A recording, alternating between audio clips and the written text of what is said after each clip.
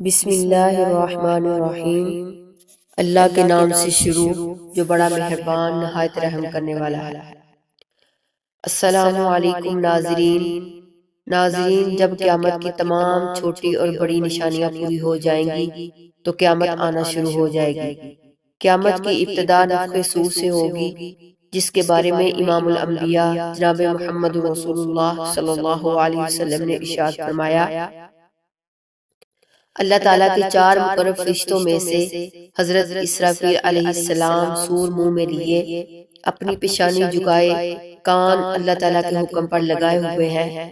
جیسے ہی اللہ تعالیٰ حکم دیں گے وہ سور پھونکنا شروع کر دیں گے اور قیامت کا آغاز ہو جائے گا۔ مسلم شریف کی حدیث کے مطابق یہ جمعے کا دن ہوگا، لوگ اپنے اپنے کاموں میں مشغول ہوں گے۔ اچانک مشرق و مغرب کے تمام لوگ ایک لمبی آواز سنیں گے جو آہستہ آہستہ اونچی ہوتی جائے گی۔ اس نامانوس آواز کی ہولناکی کی وجہ سے لوگوں میں اضطراب اور بے چینی پھیلنی شروع ہو جائے گی۔ جب سور کی آواز بجلی کی کڑک کی طرح شدت اختیار کر جائے گی تب لوگ مرنا شروع ہو جائیں گے۔ جو آدمی جہاں ہوگا وہی گر پڑے گا۔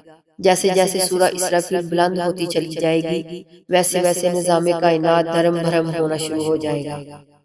زمین آندھی میں ہچکولے کھانے والی قندیل کی طرح زلزلوں کی ضد میں آ جائے گی۔ پہاڑ گرد و غبار بن کر اڑنے لگیں گے، سمندروں میں آگ بھڑک اٹھے گی، آسمان پھٹ جائے گا، سورج چاند اور ستارے سے بے نور ہو جائیں گے۔ تمام زیر و مخلوق انسان جن اور فرشتے فنا ہو جائیں گے، حتیٰ کہ ملک الموت بھی اپنی روح اللہ تعالیٰ کے حوالے کر دیں گے۔ ہر جاندار اور غیر جاندار چیز فنا ہو جائے گی، بس صرف ایک اللہ وحدہ لا شریک کی ذات ذوالجلال والاکرام باقی رہ جائے گی۔ اللہ سبحانہ و تعالیٰ کا یہ ارشاد مبارکہ پورا ہو جائے گا، کل من علیہا فان ویبقى وجہ ربک ذو الجلال والاکرام، کہ ہر چیز جو اس زمین پر ہے فنا ہونے والی ہے اور صرف تیرے رب ذوالجلال والاکرام کی ذات ہی باقی رہنے والی ہے۔ جب ہر چیز فنا ہو جائے گی تو اللہ سبحانہ و تعالی اعلان فرمائیں گے، باقی رہنے والی ذات صرف میری ہے۔ جب ہر چیز فنا ہو جائے گی تو اللہ سبحانہ و تعالی اعلان فرمائیں گے، این الجبارون این المتکبرون لمن الملک اليوم، دنیا میں جبار بننے والے کہاں ہیں، دنیا میں متکبر بننے والے کہاں ہیں، آج کے روز بادشاہی کس کی ہے۔ طویل سناٹے کے بعد پھر اللہ سبحانہ و تعالی خود اس سوال کا جواب ارشاد فرمائیں گے کہ للہ الواحد القہار، کہ آج کے روز بادشاہ صرف اللہ وحدہ اور قہار کی ہے۔ مسلم شریف کی حدیث کے الفاظ یوں ہے، ان الملک این الجبارون المتکبرون، اللہ فرمائیں گے بادشاہ کہاں ہے، دنیا کے جبار اور متکبر کہاں ہے۔ ایک طویل مدت کہ جس کا علم اللہ سبحانہ و تعالیٰ کو ہے بے سکون اور سناٹے میں گزر جائے گی۔ پھر جب اللہ تعالیٰ چاہیں گے نئے سرے سے آسمان، زمین اور فرشتوں کو پیدا فرمائیں گے۔ نئی زمین میں عمارتوں، درختوں، پہاڑوں اور سمندروں کا نام و نشان تک نہیں ہوگا، بلکہ وہ سفید ہموار اور چٹیل میدان ہوگی جو اپنے رب کے نور سے خوب روشن ہوگی۔ انسانوں کو دوبارہ پیدا کرنے کے لیے آسمان سے ایک بارش نازل ہوگی جس کے نتیجے میں ہر انسان ریڑھ کی ہڈی سے پورا انسانی ڈھانچہ تیار ہو جائے گا اور اس پر گوشت پوست بھی چڑھا دیا جائے گا۔ اس کے بعد جناب اسرافیل علیہ السلام کو دوسری مرتبہ سور پھونکنے کا حکم دیا جائے گا اور تمام انسان ننگے پاؤں، ننگے بدن اور بے ختنہ اٹھ کھڑے ہوں گے کہ جس طرح ماں کے پیٹ سے پیدا ہوئے تھے، اور اللہ تعالیٰ کا یہ فرمان بھی پورا ہو جائے گا کہ تمام لوگ فردن فردن ہمارے پاس حاضر ہوں گے کہ جس طرح ہم نے پہلی مرتبہ تمہیں پیدا کیا تھا۔ سب سے پہلے امام الانبیاء جناب محمد رسول اللہ صلی اللہ علیہ وسلم اپنی قبر انور سے اٹھیں گے۔ پھر حضرت عیسیٰ نبینا علیہ السلام اور دیگر انبیاء کرام، شہداء، صلحاء اور فضلاء اور اہل ایمان اٹھیں گے، اور پھر فساد، فجار اور پھر کفار، مشرک، فاسق اور فاجر لوگ اپنے اپنے اعمال کے مطابق اٹھیں گے۔ کوئی اندھا، کوئی بہرا، کوئی لنگڑا، کوئی چونٹی کی شکل میں اور کوئی سر کے بل اٹھے گا۔ کافر اس غیر متوقع زندگی کے مناظر دیکھ کر شدید خوف اور دہشت کی کیفیت میں مبتلا ہوں گے۔ آنکھیں پتھرائی ہوں گی، دل کانپ رہے ہوں گے، کلیجے منہ کو آئے ہوں گے، کوئی غم قصار اور مددگار نہیں ہوگا، نہ ہی کوئی کسی دوسرے کی طرف دیکھنے یا دھیان دینے والا ہوگا۔ اہل ایمان بھی اپنے اپنے ایمان اور اعمال کے مطابق قبروں سے اٹھیں گے۔ شہید اپنی شہادت کے تازہ بہتے ہوئے خون کے ساتھ اٹھے گا۔ حالت احرام میں فوت ہونے والا حاجی تلبیہ پڑھتے ہوئے اٹھے گا، لبیک لبیک اللہم لبیک لا شریک لک لبیک ان الحمد والنعمت لک والملک لا شریک لک لبیک۔ اہل ایمان کے لیے دوبارہ زندگی خلاف توقع نہیں ہوگی، لہٰذا ان پر خوف اور دہشت کی وہ کیفیت طاری نہیں ہوگی جو کفار اور مشرکین پر ہو۔ قبروں سے اٹھتے ہی ہر انسان پر دو فرشتے مقرر کر دیے جائیں گے جو انہیں میدان حشر میں پہنچا دیں گے۔ یاد رہے کہ ملک شام کا علاقہ میدان حشر ہوگا، لوگوں کو اپنی اپنی قبروں سے اٹھ کر وہی پہنچنا ہوگا۔ کفار میں سے جو لوگ اپنی قبروں سے اندھے اٹھیں گے وہ ٹھوکریں کھاتے، گرتے پڑتے وہاں پہنچیں گے، اور جو لوگ چونٹیوں کے جسم میں اٹھیں گے وہ لوگوں کے پاؤں تلے رونتے اور کچلے جا رہے ہوں گے، اور جو لوگ سر کے بل اٹھیں گے وہ انتہائی ذلت اور رسوائی کے ساتھ یہ سفر طے کریں گے۔ بعض کافروں کو آگ ہانک کر میدان حشر میں لے جائے گی۔ کافر جہاں کہیں تھک ہار کر رکیں گے آگ بھی رک جائے گی، اور جہاں چلیں گے آگ بھی ان کے ساتھ چلنا شروع کر دے گی۔ اہل ایمان بھی اپنے اپنے عقائد اور اعمال کے مطابق میدان حشر میں پہنچیں گے۔ بعض لوگ پیدل پہنچیں گے، بعض لوگ اونٹوں پر سوار ہوں گے، کسی اونٹ پر ایک، کسی اونٹ پر دو، کسی پر چار، حتیٰ کہ 10 آدمی بھی ایک اونٹ پر سوار ہوں گے۔ ساری مخلوق چپ چاپ دم سادے ایک ہی سمت روا دواں ہوگی۔ کسی کو اونچی سانس لینے کی بھی اجازت نہیں ہوگی کہ آج امتحان ہر انسان کو احساس ہوگا کہ آج امتحان زندگی کا نتیجہ نکلنے والا ہے۔ جب ساری مخلوق میدان حشر میں پہنچ جائے گی تو اعلان کیا جائے گا وَامْتَازُوا الْيَوْمَ أَيُّهَا الْمُجْرِمُونَ کہ آج مجرم لوگ نیک لوگوں سے الگ ہو جائے۔ پرستش کرنے والے کا گروہ، آگ کی پرستش کرنے والے کا گروہ، بتوں کی پرستش کرنے والوں کا گروہ، قبروں کی پرستش کرنے والوں کا گروہ، منافقوں کا جو مرتدوں کا گروہ ایک طرف، اور دوسری طرف ایمانداروں کو ان کے عقائد اور اعمال کے مطابق الگ الگ کر کے روحوں میں تقسیم کیا جائے گا۔ میدان حشر میں لوگ ننگے پاؤں اور ننگے بدن ہوں گے۔ سورج 1 میل کے فاصلے پر آگ برسا رہا ہوگا، زمین دہک رہی ہوگی، جسم سورج کی آگ میں جل رہے ہوں گے، زمین پر پاؤں رکھنے مشکل ہوگا، دور دور تک سایہ نظر نہیں آئے گا۔ لوگ اپنے اپنے عقائد اور اعمال کے مطابق پسینے میں شرابور ہوں گے، کسی کو ٹخنوں تک، کسی کو پنڈلی تک، کسی کو گھٹنوں تک، اور کسی کو زانوں اور کسی کو کمر تک پسینہ آیا ہوگا۔ کوئی سینہ اور گردن تک پسینے میں ڈوبا ہوگا۔ کفار اور مشرکین کو منہ میں پسینے کی لگام آئی ہوگی اور بعض پسینے میں ڈبکیاں کھا رہے ہوں گے۔ دھوپ اور پیاس کی شدت سے لوگوں کا برا حال ہوگا۔ بھوک، پیاس اور شدید گرمی کی حالت میں لوگ 50,000 سال تک کھڑے رہیں گے اور تنگ آ کر اللہ تعالیٰ سے دعا کریں گے کہ ہمیں اس مصیبت سے نجات دلا دیجیے۔ آج سورج کا ہم سے فاصلہ 9 کروڑ 30 لاکھ دور ہے۔ اس کے باوجود جون اور جولائی میں زمین اس قدر گرم ہو جاتی ہے کہ 1 منٹ کے لیے اس کے اوپر پاؤں کھڑے رکھنا مشکل ہو جاتا ہے۔ غور فرمائیے کہ اس روز کیا حال ہوگا جس روز زمین کا درجہ حرارت آج کے مقابلے میں 9 کروڑ درجے زیادہ ہوگا۔ لاچار ہو کر لوگ حضرت آدم علیہ نبینا علیہ السلام کی خدمت میں حاضر ہوں گے اور عرض کریں گے کہ اللہ تعالیٰ نے آپ کو اپنے ہاتھ سے بنایا اور اپنی روحوں کی فرشتوں سے سجدہ کروایا، جنت میں جگہ دی، آج ہمارے لیے سفارش کر دی کہ اللہ تعالیٰ حساب و کتاب شروع کر کے ہمیں حشر کی تکلیف سے نجات دے دے۔ حضرت آدم علیہ نبینا علیہ السلام فرمائیں گے کہ آج میرا رب اس قدر غصے میں ہے کہ اس سے پہلے کبھی ہوا نہ آئندہ ہوگا۔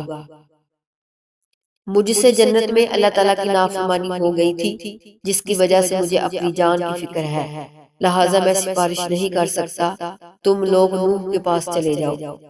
لوگ حضرت نوح علیہ السلام کی خدمت میں حاضر ہوں گے اور اپنا مداح بیان کریں گے۔ حضرت نوح علیہ السلام بھی یہی کہیں گے کہ آج میرا رب اتنے غصے میں ہے کہ اس سے پہلے کبھی اتنا غصے میں نہیں تھا اور نہ اس کے بعد آئے گا۔ میں نے دنیا میں اپنی قوم کے لیے بد دعا کی تھی، جس کے نتیجے میں وہ ہلاک ہو گئی۔ آج مجھے اپنی جان کی فکر ہے، میں سفارش نہیں کر سکتا۔ تم لوگ ابراہیم خلیل اللہ علیہ السلام کے پاس چلے جاؤ۔ وہ سفارش کریں گے تو اللہ کے پیغمبر حضرت ابراہیم خلیل اللہ علیہ السلام کی خدمت میں حاضر ہوں گے اور عرض کریں گے کہ آپ اللہ کے نبی اور اس کے خلیل ہیں، اپنے رب کے حضور سفارش کرتے ہیں، آپ دیکھ رہے ہیں کہ ہماری کیا حالت ہو رہی ہے۔ حضرت ابراہیم علیہ السلام بھی وہی بات فرمائیں گے جو حضرت آدم اور حضرت نوح علیہ السلام نے کہی کہ آج میرا رب اس قدر ناراض ہے کہ اس سے پہلے کبھی ناراض نہ ہوا اور نہ اس کے بعد ہوگا۔ میں نے دنیا میں 3 جھوٹ بولے جس کی وجہ سے آج مجھے اپنی ذات کی فکر ہے، اللہ تعالیٰ مجھ سے بات پوچھ نہ کرے، لہٰذا تم لوگ موسیٰ کے پاس چلے جاؤ۔ لوگ موسیٰ کلیم اللہ علیہ السلام کی خدمت میں حاضر ہوں گے اور عرض کریں گے کہ اللہ تعالیٰ نے آپ سے ہم کلام ہو کر سارے لوگوں پر آپ کو فضیلت دی۔ آپ دیکھ رہے ہیں کہ ہماری کیا حالت ہو رہی ہے، آپ اپنے رب کے حضور سفارش کر دیجئے۔ حضرت موسیٰ نبینا علیہ السلام فرمائیں گے کہ آج تو میرا رب اس قدر غصے میں ہے کہ اس سے پہلے کبھی نہ ہوا اور نہ بعد میں ہوگا۔ میں نے دنیا میں ایک آدمی کو قتل کیا تھا کہ جس کی وجہ سے مجھے اپنی جان کی فکر ہے، لہٰذا میں سفارش نہیں کر سکتا۔ تم لوگ عیسیٰ کے پاس چلے جاؤ۔ لوگ اللہ کے پیغمبر حضرت عیسیٰ روح اللہ علیہ السلام کی خدمت میں حاضر ہوں گے اور عرض کریں گے کہ آپ اللہ کے رسول ہیں اور اس کا فرمان ہے کہ اللہ کی روح ہے، آپ دیکھ رہے ہیں ہماری کیا حالت ہو رہی ہے، اپنے رب سے ہمارے لیے سفارش کر دیجئے۔ حضرت عیسیٰ رسول اللہ علیہ السلام بھی وہی جواب دیں گے کہ آج میرا رب اس قدر غصے میں ہے کہ اس سے پہلے کبھی نہ ہوا اور نہ آئندہ ہوگا۔ تم لوگ محمد ابن عبداللہ علیہ السلام کے پاس حاضر ہو جاؤ۔ وہ تمام سفارش کریں گے۔ لوگ سید الانبیاء رحمت للعالمین شفیع المسلمین کی خدمت میں حاضر ہوں گے اور عرض کریں گے کہ آپ اللہ کے رسول اور خاتم الانبیاء ہیں، اللہ نے آپ کے اگلے پچھلے سارے گناہ معاف کر دیے ہیں، آپ دیکھ رہے ہیں ہماری کیا حالت ہو رہی ہے، اپنے رب کی حضور سفارش کر دیجئے کہ وہ ہمارے حساب و کتاب کا آغاز فرمائے۔ رسول رحمت صلی اللہ علیہ وسلم فرمائیں گے، ہاں آج کے روز سفارش کے لائق میں ہی ہوں۔ چنانچہ آپ صلی اللہ علیہ وسلم کو میدان حشر سے شفاعت کی بلند ترین مقام محمود پر پہنچا دیا جائے گا، جو جنت میں عرش الہی کے نیچے ہوگا۔ وہاں پہنچ کر آپ صلی اللہ علیہ وسلم اپنے رب کے حضور سجدہ میں گر پڑیں گے اور اللہ تعالیٰ کی حمد و ثنا بیان کریں گے۔ پھر جب اللہ تعالیٰ کا غصہ کم ہوگا تو خالق کائنات ارشاد فرمائے گا، اے محمد سر اٹھاؤ اور سوال کرو، آج جو سفارش کرو گے آپ کی قبول کی جائے گی، اور یہی شفاعت کبریٰ ہوگی۔ شفاعت کبریٰ کی منظوری کے بعد رسول اکرم صلی اللہ علیہ وسلم مقام محمود سے میدان حشر میں واپس تشریف لائیں گے، اور اس کے بعد حق تعالیٰ فرشتوں کی میت میں میدان حشر میں رسول اجلال فرمائیں گے۔ فرشتے زمین کے نور و نزدیک اداروں پر سخت بستہ کھڑے ہوں گے۔ فرشتوں نے اللہ تعالیٰ کا عرش تھام رکھا ہوگا، عدالت الہی قائم ہو جائے گی، ملائکہ، انبیاء، اولیاء اور صلحاء کو بطور گواہ طلب کر دیا جائے گا۔ فرشتوں کو حکم ہوگا کہ وہ لوگوں میں ان کے نامہ اعمال تقسیم کریں۔ اہل ایمان کو سامنے سے اور دائیں ہاتھ میں نامہ اعمال دیا جائے گا، اور کفار مشرکین کو پشت کی طرف سے بائیں ہاتھ میں نامہ اعمال دیا جائے گا۔ نامہ اعمال پر نظر ڈالتے ہی ہر آدمی کے سامنے اس کی ساری زندگی پیش ہو جائے گی، بھولے بسترے ماضی کی ساری یاد تازہ ہو جائے گی۔ اہل ایمان کے روشن چہرے کچھ اور بھی روشن اور تر و تازہ ہو جائیں گے۔ اور وہ خوشی خوشی دوسروں کو اپنا اعمال نامہ دکھائیں گے اور کہیں گے ہاں اقرؤ کتابیہ، ہاں لوگو میرا نامہ اعمال پڑھو۔ کفار مشرکین کے چہروں کی سیاہی میں اور بھی کچھ اضافہ ہو جائے گا، ذلت ان کے چہروں پہ چھا جائے گی، حسرت و ندامت سے وہ اپنے ہاتھوں کو چبائیں گے اور کہیں گے کہ کاش میں اپنا نامہ اعمال نہ دیکھتا، یا لیتنی لم اوت کتابیہ، مجھے اپنا نامہ اعمال نہ دیا جاتا، ولم ادری ما حسابیہ، اور کاش میں جانتا کہ میرا حساب کیا ہے۔ کفار مشرکین بار بار اپنے نامہ اعمال کو دیکھیں گے اور تعجب سے کہیں گے یا ویلتا ما ھذا الکتاب لا یغادر صغیرۃ ولا کبیرۃ الا احصاھا، ہائے ہماری کم بختی کہ نیک اعمال کیسا ہے، کوئی چھوٹے سے چھوٹا عمل یا بڑے سے بڑا عمل ایسا نہیں ہے جو اس میں نہ لکھا ہو۔ اعمال ناموں کی تقسیم کے بعد سوال و جواب کا سلسلہ شروع ہو جائے گا۔ اللہ سبحانہ و تعالی جس سے چاہیں گے بغیر ترجمان کے سوال و جواب کریں گے۔ مشرکوں سے پوچھا جائے گا کہ انہوں نے شرک کیوں کیا، انکار کر دیں گے اور اللہ تعالیٰ کی قسم کھا کر کہیں گے کہ ہم نے تو کبھی شرک نہیں کیا، واللہ ربنا ما کنا مشرکین، اللہ تعالیٰ کرامن کاتبین کو گواہی کے لیے بلائیں گے، وہ مشرکوں کو شرک کی گواہی دیں گے لیکن مشرک پھر انکار کر دیں گے۔ شرک سے بھرپور کرامن کاتبین کا تیار کیا ہوا نامہ اعمال ان کے سامنے رکھ دیا جائے گا، مشرک اس سے بھی انکار کر دیں گے، پھر اس دور کے انبیاء، علماء اور اولیاء کو گواہی کے لیے بلایا جائے گا تو وہ بھی ان کے شرک کی گواہی دیں گے لیکن مشرک اس سے بھی انکار کر دیں گے۔ پھر قبر یا مزار کی وہ جگہ جہاں شرک کیا جاتا تھا گواہی کے لیے لائی جائے گی، وہ بھی مشرکوں کے شرک کی گواہی دے گی لیکن مشرک اس کا بھی انکار کر دیں گے۔ اور اللہ تعالیٰ سے مخاطب ہو کر کہیں گے یا اللہ، یا تو نے اپنے بندوں کو ظلم سے پناہ دی تھی، اللہ تعالیٰ ارشاد فرمائیں گے ہاں میں نے اپنے بندوں کو ظلم سے پناہ دی ہے۔ مشرک کہیں گے آج ہم اپنی ذات کے علاوہ کسی دوسرے کی گواہی کو تسلیم نہیں کریں گے۔ اللہ تعالیٰ ان کی زبانوں پر مہر لگا دیں گے اور ان کے اعضاء کو بولنے کا حکم دیں گے، تب مشرکوں کے اعضاء گواہی دیں گے ہاں واقعی یہ شرک کرتے تھے، اور یوں ان پر جہنم واجب ہو جائے گی۔ مشرک اپنے اعضاء کو لعن طعن کریں گے کہ ہم تو تمہیں جہنم سے بچانے کی کوشش کر رہے تھے۔ جواب میں اعضاء کہیں گے کہ جس اللہ نے تمہیں قوت گویائی عطا فرمائی ہے اس نے ہمیں بولنے کا حکم دیا تھا، ہم کیسے انکار کر سکتے ہیں۔ منافق سے اللہ تعالیٰ سوال کریں گے کہ کیا میں نے تجھے دنیا میں اہل و عیال اور مال و دولت نہیں دیا تھا؟ وہ عرض کرے گا کیوں نہیں یا اللہ سب کچھ دیا تھا۔ اللہ تعالیٰ دوسرا سوال پوچھیں گے تجھے یقین تھا کہ قیامت آئے گی؟ اللہ تعالیٰ کے سامنے جواب دہی ہوگی۔ منافق کہے گا ہاں یا رب مجھے یقین تھا، میں نے تیرا کلمہ پڑھا، تیری کتاب پر ایمان لایا، تیرے رسول پر ایمان لایا، نماز پڑھی، روزے رکھے، زکوٰۃ دی۔ منافق اپنی تعریفیں کرنے میں پورا زور بیان صرف کر دے گا۔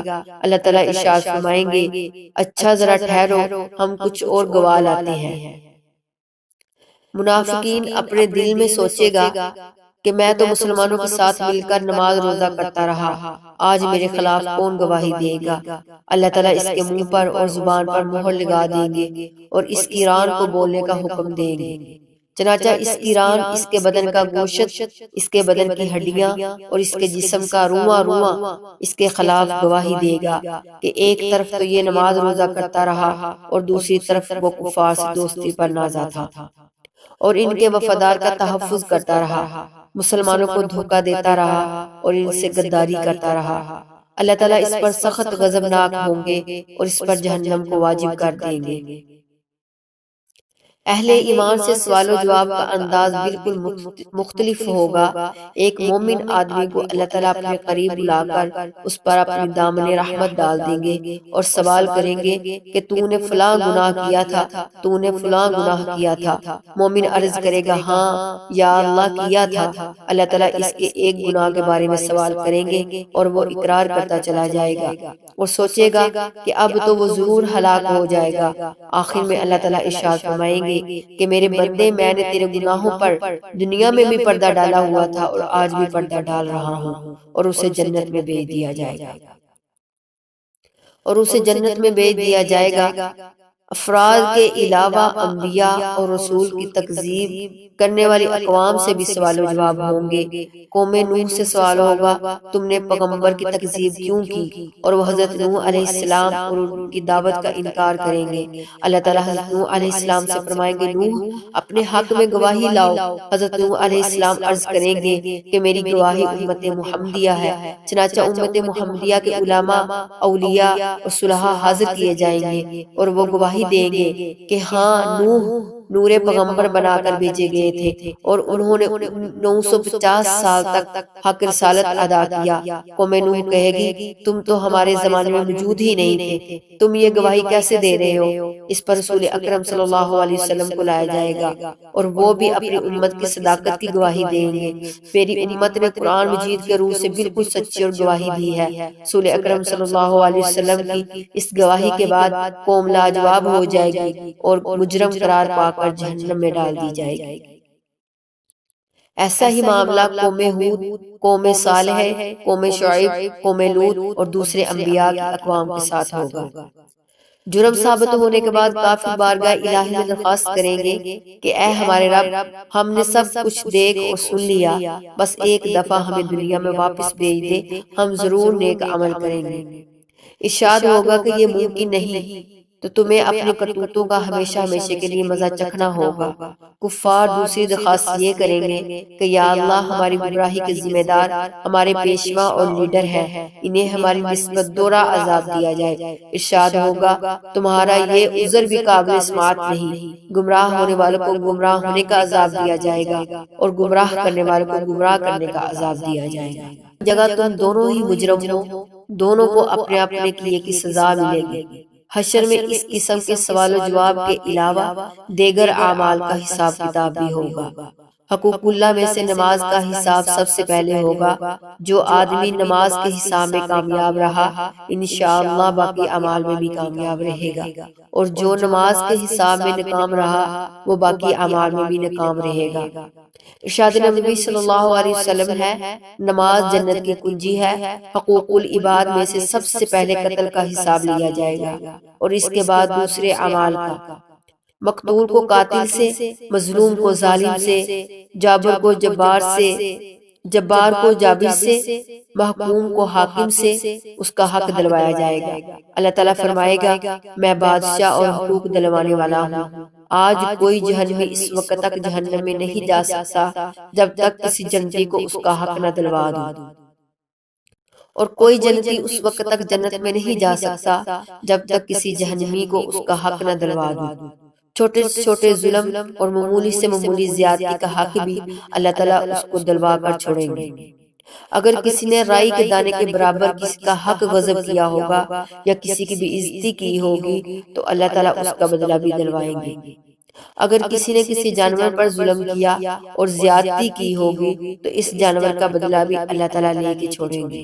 حتیٰ کہ اگر کسی جانور نے کسی جانور پر ظلم کیا ہوگا تو ان جانوروں کو بھی ایک دوسرے سے ملوانے کے لیے زندہ کیا جائے گا اور مظلوم جانور کو ظالم جانور سے بدلہ دلوایا جائے گا۔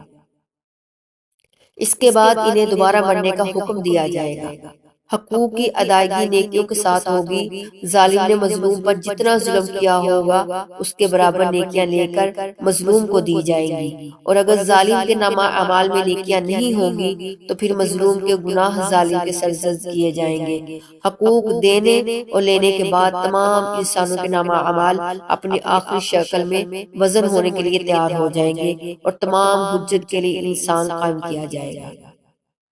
میزان میں جن لوگوں کی نیکیوں کا پلڑا بھاری ہوگا وہ کامیاب قرار پائیں گے اور جنت میں جائیں گے، اور جن کی برائیوں کے پلڑے بھاری ہوں گے وہ جہنم میں جائیں گے۔ بعض لوگوں کے میزان میں ایک نیکی کی زیادتی یا ایک نیکی کی کمی ان کی جنتی ہونے کا فیصلہ کرتے ہیں، اور کہا جاتا ہے کہ ہر شخص کے اعمال تولنے پر ایک فرشتہ اعلان کرے گا کہ فلاں ابن فلاں کامیاب ہوا، کہ فلاں ابن فلاں ناکام۔ لوگوں کے نامہ اعمال کا وزن ان کے ایمان اور عقیدے کے مطابق ہوگا۔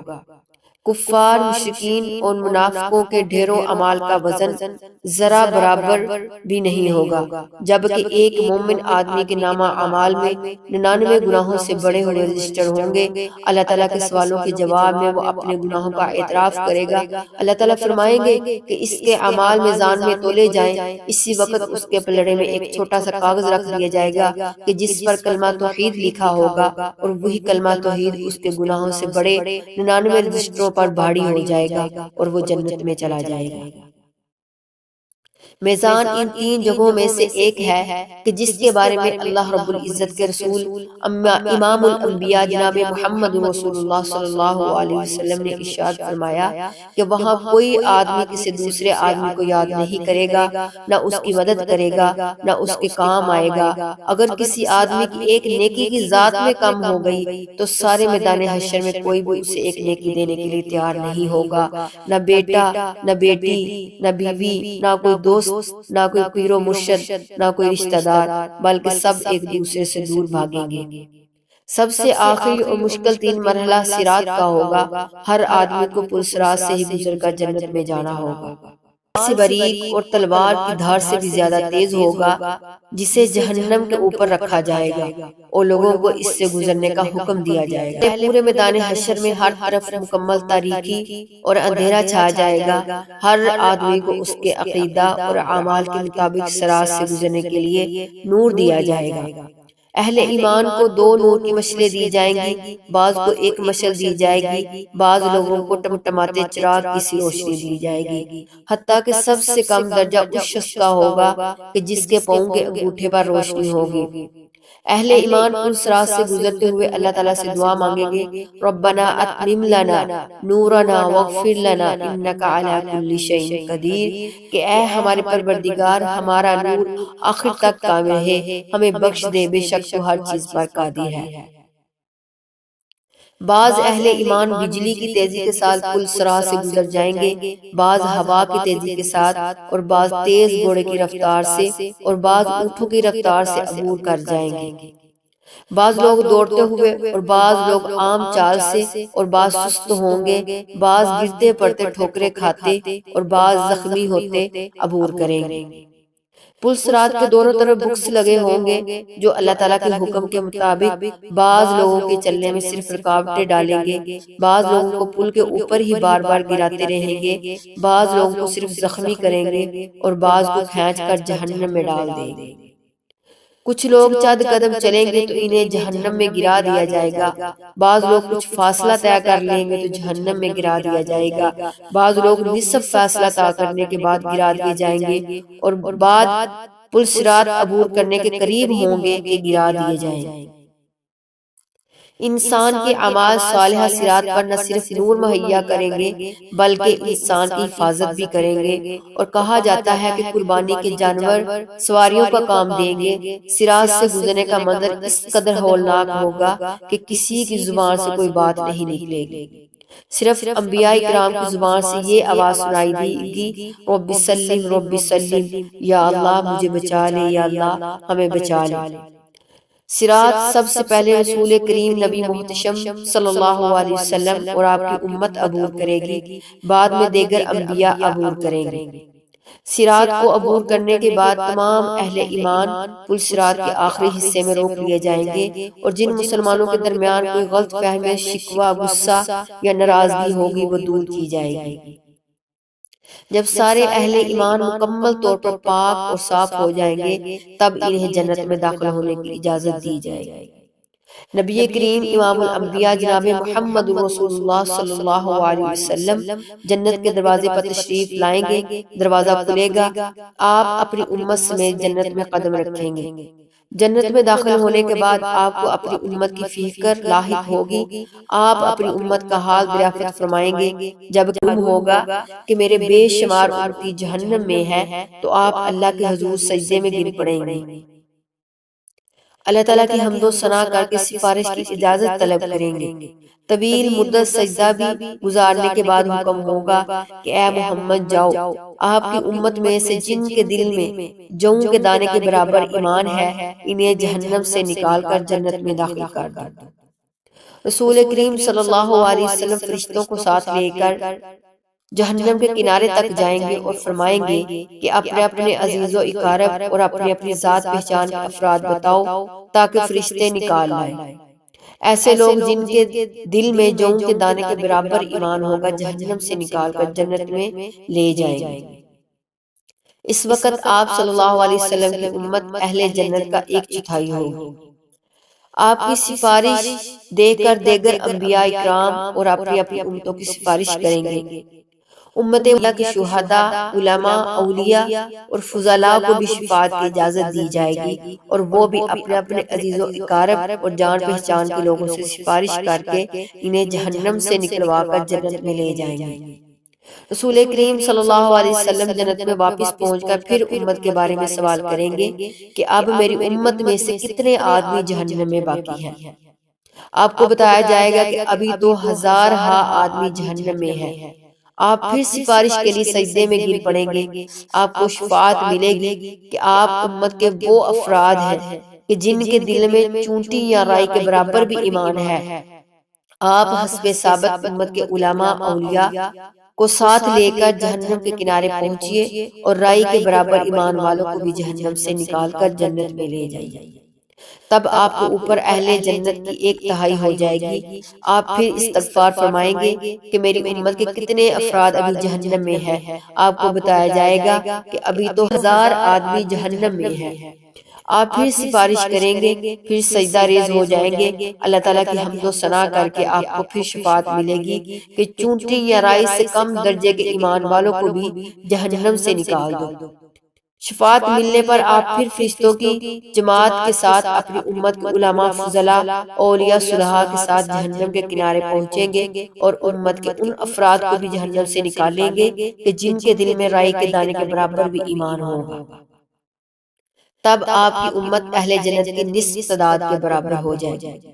چوتھی مرتبہ پھر رسول اکرم صلی اللہ علیہ وسلم ان لوگوں کے لیے شفاعت طلب کریں گے کہ جنہوں نے ساری زندگی صرف ایک بار لا الہ الا اللہ پڑھا ہوگا۔ اللہ تعالیٰ ارشاد فرمائیں گے میری عزت و جلال اور کبریائی کی قسم کہ جس نے لا الہ الا اللہ کہا ہے اسے میں خود جہنم سے نکالوں گا۔ چنانچہ آخر میں اللہ تعالیٰ خود ان لوگوں کو بھی جہنم سے نکال کر جنت میں داخل فرمائیں گے کہ جنہوں نے لا الہ الا اللہ کہا۔ جنتی لوگ اس آخری گروہ کو ادکا اور رحمان یعنی رحمان کے آزاد کردہ کہہ کر پکاریں گے۔ شفاعت کا سلسلہ جب مکمل ہو جائے گا اور تمام اہل جنت جنت میں چلے جائیں گے، تب اہل جنت میں اپنی اولادوں اور عزیز و اقارب سے ملنے کا تجسس پیدا ہوگا اور وہ ان کے ملنے اور انہیں دیکھنے کی خواہش کا اظہار کریں گے۔ ارشاد باری تعالیٰ ہوگا کہ اولادوں کو ان کے والدین کے ساتھ ملا دیا جائے، چنانچہ تمام اہل جنت کے اہل و عیال کو ایک جگہ اکٹھا کر دیا جائے گا۔ اہل جنت کے جنت میں آباد ہو جانے کے بعد اور اہل جہنم کے جہنم میں پہنچنے کے بعد سب کو آواز دی جائے گی کہ اے اہل جنت جنت کے کنارے پر آ جاؤ اور اے اہل جہنم جہنم کے کنارے پر آ جاؤ۔ دونوں فریق کناروں پر پہنچیں گے۔ ایک سفید مینڈا لایا جائے گا کہ جس کے بارے میں سوال کیا جائے گا کہ اے اہل جنت اے اہل جہنم بتاؤ یہ کون ہے؟ کہیں گے یا اللہ یہ موت ہے۔ اس کے بعد اللہ تعالیٰ اس مینڈے کو ذبح کرنے کا حکم دیں گے۔ مینڈے کو ذبح کرنے کے بعد اعلان کر دیا جائے گا کہ اے جنت والو تمہارے لیے ہمیشہ ہمیشہ کے لیے جنت ہے تو تمہیں بھی کبھی موت نہیں آئے گی، اور اے جہنم والو تمہارے لیے ہمیشہ ہمیشہ کے لیے جہنم ہے۔ اس وقت جنتی لوگ اس قدر خوش ہوں گے کہ اگر خوشی سے مرنا ممکن ہوتا تو جنتی لوگ خوشی سے مر جاتے۔ جہنمی یہ اعلان سن کر اس قدر مغموم ہوں گے کہ اگر غم سے مرنا ممکن ہوتا تو جہنمی لوگ غم سے مر جاتے۔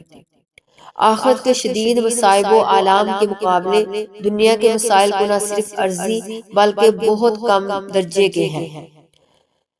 بس آخرت کی لازوال اور اپنی نعمتوں کے مقابلے میں دنیا کی نعمتیں بالکل عارضی ہیں اور کم تر بھی ہیں۔ آخرت کے شدید مصائب و علام کے مطابق دنیا کے مسائل بلکہ بہت کم تر ہے۔